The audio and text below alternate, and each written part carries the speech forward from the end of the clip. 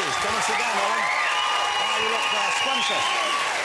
Wow. How lovely to have you here. Thank you. Thanks so much for having me. Well, it's fabulous to meet you. When I saw that movie, Juno, I was blown away by the film. I was blown away by your performance. I've seen you in a few scenes. Is that a bit... Well, you're... I'm petite. No, I'm good. I just needed to... I've never done a British talk show before, so it's a new couch. It's a new couch. It's a new couch for you. You're not familiar with this. Yeah. Well, you are. You're not the tallest person. This is apparent. Not that I've ever met. No. Do people normally comment on your height when they first meet you? Or they do. They often comment on how incredibly short I am. And is this something you welcome, or would you rather they didn't draw attention? Oh, it's just fine. I mean, I'm used to being short. It's been a part of my life, and it's something that I've begun to accept. Do you think you might still have some growing left in you, or do you think you have this is it? I'm 23. I feel like I've probably stopped, but you know, there's probably going to be some plastic surgery for it. Well, you get to my age and you start growing out that way, so right. you've got that to look forward to instead. Right. Well, it's lovely to have you here. Have you spent much time in the UK? I know you're over for the new movie, which we'll talk about in a minute, Inception. Yes. It's just about it's going to be a big blockbuster summer film. Yes. But have you been over here? I know you've been at least once. How often do you get over to the UK? I have. I've been a couple times. The first time I was here, I was 16, and I've been back since, and I love it, and I love London the more and more I come. Really and truly, I do. Now, when you were 16, was this work you were over for? You were just travelling? What was it? It was work. I filmed a movie here I did called Mouth to Mouth, which we filmed in London and Lisbon and Berlin, and it was interesting because when I was here, I was hanging out with a friend of mine, and I actually ended up seeing a lot of squats and walked down Murder Mile, and that was the London I saw. So you were down in the East End of London then? Yeah, I got chased. A guy had broken a light bulb and was chasing us down the street because... welcome back. Thanks Thank you. for coming. That must have been... But since then, I've also spent times in lovely Soho and Covent Garden as well. But I'm grateful to see all sides of a city, because usually those things are... It's much more interesting to see that They side. try and tuck those places away. Yeah, we try and hide them. Exactly.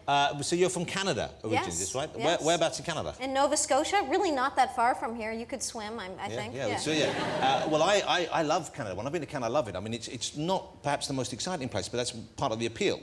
Is it not exciting? I think it's very exciting. What exciting things happen in Canada?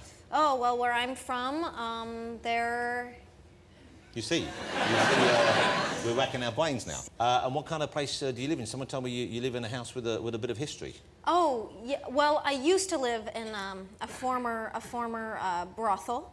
Wow. But one day I was in the park, and a lovely homeless gentleman who's there frequently told me that Ellen Page lived there. So I decided to move. But how did you know that it was once a brothel? Well, I was just told. It's kind of like known as a brothel. Well, you see, next time someone says how exciting is Canada, you could use that as an example. True. I did live in what I believe was a haunted brothel. It was haunted, was it, this place? I'm pretty sure. Yeah, a lot of things would go missing, like, you know, makeup, and I would ask my roommate if she'd seen it, and she would comment that hers was missing, and then the microwave would turn on, because that, you know, this was a brothel a long time ago, so I'm sure that seemed like magical. Yeah. A microwave to a Victorian dead prostitute is...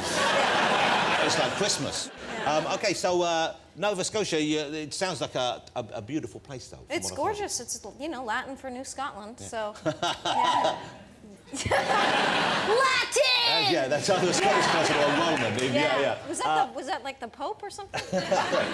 So you work in LA most of the time, I guess. Would that be where most of the filming takes place, or was it just locations all over? I mean, we film. I mean, I film all over, but a lot of people have not filmed in LA, whereas I've shot a couple movies there. So. Yeah. So you've done, for someone so young though, you've done a lot of movies, haven't you? Before Juno, you had a considerable number of films under your belt, didn't you? Yeah, I mean, I've worked in Canada since I was 10 years old, but it was in Canada, so not a lot of people see our movies. Yeah. Well, the new movie though, Inception. Here's a different kettle of fish for you. I know you've been in some bigger movies before. You were in the last X-Men movie, and that was a kind of popcorn movie. But this is a big budget, peculiar, weird, strange, thrilling action picture with a lot of ideas. It's kind of a Matrixy kind of thing.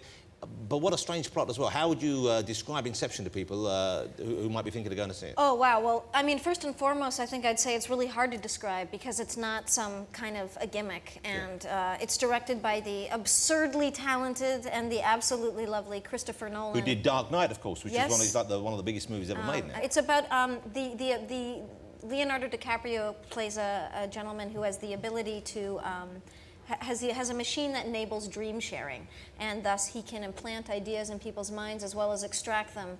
And he has a new team to perform this act of Inception that I'm the new member of. People go into the dreams and they try and steal stuff or indeed plant stuff.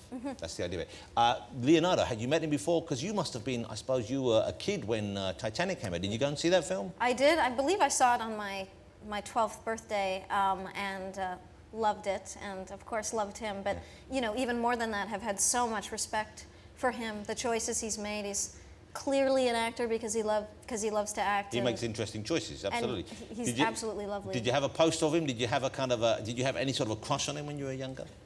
I had a bit of a crush on him. Yeah, there may at some point have been some kind of a picture, maybe in someo's on locker. Yeah, but. Do you tell when you meet someone like Leo and you haven't? What do you say when I was? Oh, of course, that's the first thing I say. No. Well, did it come out at all? No, Okay. Please. Okay. Please don't tell. Oh, this is a lot This of is people going out now. watch He'll be this. watching this thing. It's in England. Yeah. It's in England. Yeah, so he won't watch this. In the film, there's lots of dreams. You saw a kind of dream going on there, and it's sort of a controlled dream. But they're not. They're kind of dreams. I guess they suit the plot. They're not the sort of dreams I ever have. Are they the sort of dreams you ever have? They're quite straightforward. The dreams in this. Yeah, I mean, look, I have all kinds of dreams. I'm a very vivid dreamer. I'm a sleepwalker. So you sleepwalk. And do you dream while you're sleepwalking? Well, interestingly enough, sometimes in the sense that I think they're called, I've been told they're called night hallucinations, where I project at night and I'll stand up and I talk to people, and in the moment it feels so real. They're there. Do you ever have dwarfs in your dreams? I don't think I have. I tell you why I'm asking, because in movies normally, isn't this true, don't you think, when you see movies, they often have a dream and someone will say, and there'll be a dwarf sitting in the corner, like that. And I've never had a dwarf in one of my dreams. And I know an actor who's a dwarf, and I said to him, what is it, why are dwarfs always in dream sequences? And he said, well, don't knock it, it gives me a lot of work. And I said, well, what about you? And he said, no, I'm a dwarf, I've never seen a dwarf in my dream either. Interesting. You know, where's Freud when you need him? Exactly. Yeah. Exactly. We saw you juggling a bit early on. That was pretty good. Where did you learn that skill?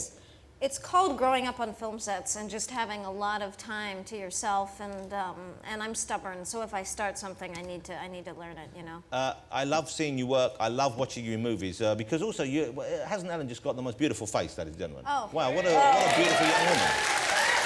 You should have seen, you know, this morning it was different. You look bad in the morning. You look bad. Well, you know, it's.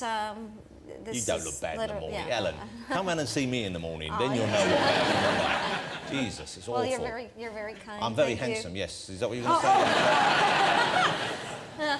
Comes to something when you have to finish off a lady's sentence for her. How lovely to have you here. Thanks for joining me. Good luck with Inception. Well, it's a pleasure. When I first saw Juno, I was blown away by your performance, and I saw that a couple of other movies. I saw a film called Hard Candy that I thought was just tremendous as well. Thanks. A wondrous performance, and you're great in this as well. Ladies and gentlemen, the fabulous Ellen Page.